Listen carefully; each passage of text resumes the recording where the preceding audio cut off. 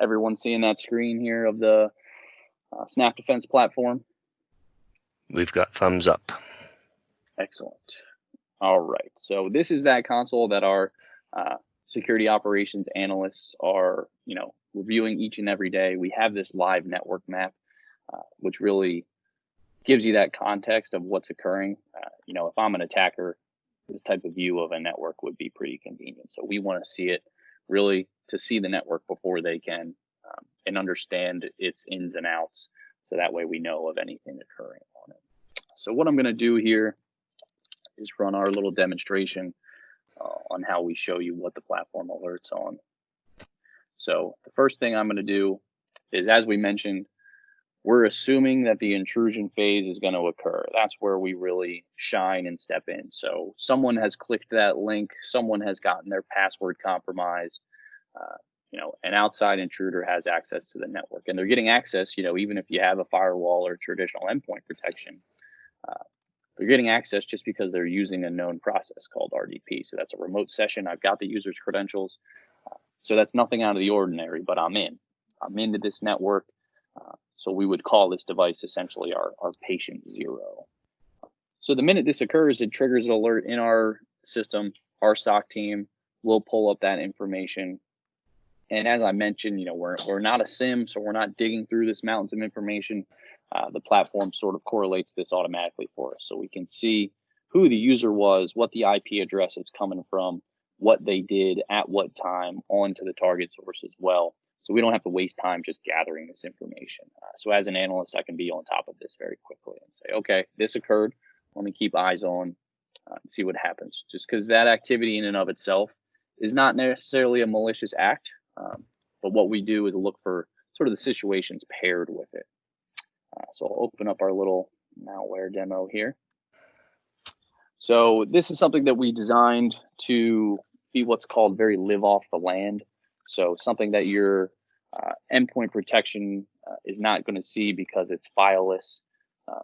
And again, I'm in. Now what I'm going to do is just run some of that reconnaissance. So find out some information about who and what I am and where I need to go from here.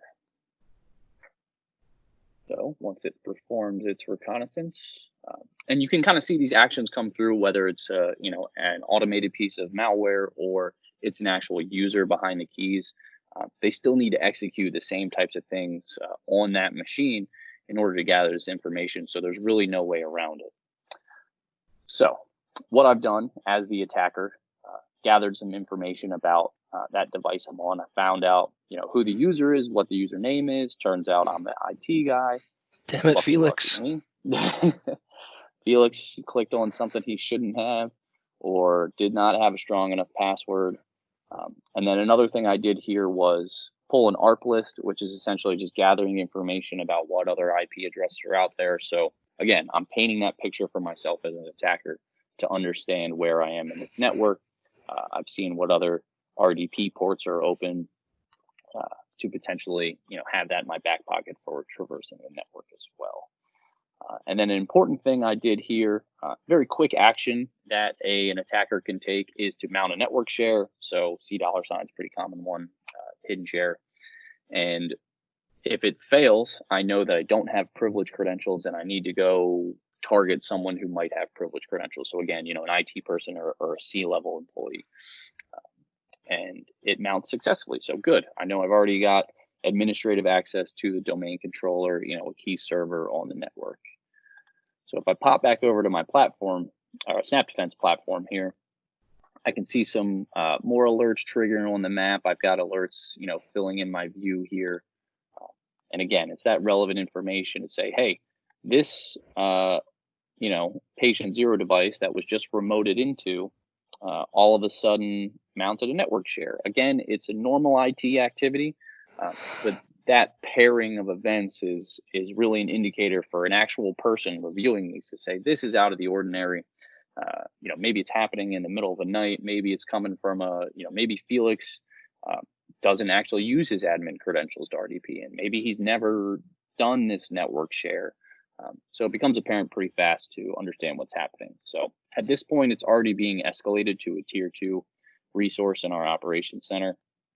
And some functionalities we have here, one would be to pull up that device information. So again, taking a look at what the agents actually see. We're not looking into the files. We don't want to see, what images you have saved on the computer. We want to see what the computer's doing and its relationship to the devices and the network around it.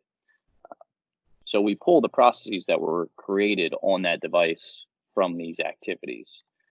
And I can go look at historical ones too if I want to. But this is what triggered from that immediate alert. So I can see, okay, someone remoted into this device and then they carried out these actions.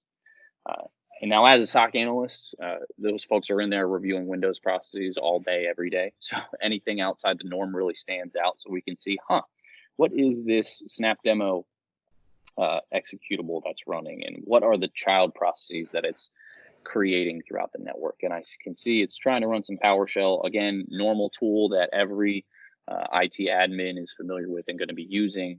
So it's not flagged as something outside the norm, but we can pull it up and see what it's actually trying to do. So it's actually trying to reach out to the internet here and download something, potentially inject a specific IP address or potentially a payload.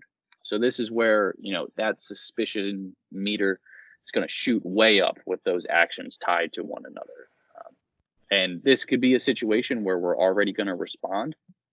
So as I talked about in the beginning of the webinar, there's a lot of folks who provide a quote unquote MDR service, but their response is, hey, we maybe saw something, and most folks aren't really keyed on detecting this, but hey, we maybe saw something. We're just going to pass that alert down the chain. So I like to equate it to the fire department calling you and telling you that your kitchen's on fire and telling you that you should get a hose rather than, putting it out themselves. But that's an approach some vendors do take. So make sure that if you have an MDR service, it's the appropriate response that you want.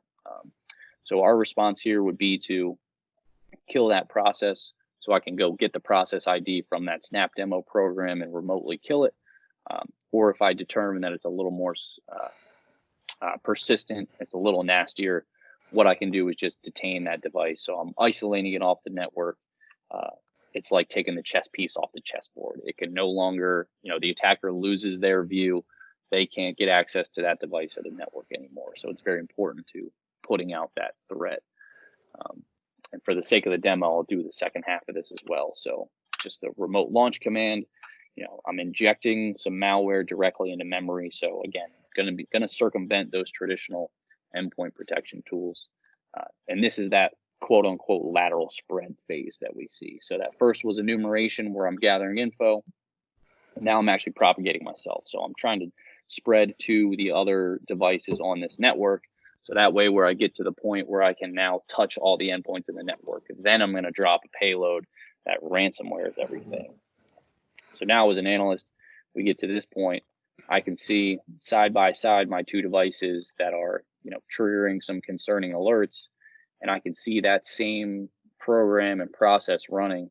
So this is where I'm going to for sure step in and isolate that machine. We are then contacting your IT results to say, hey, this is what occurred. This is what we saw happen, and this was necessary to take a response on it. So we isolated these two machines. So you lose two, very easy to re-image and restore two boxes.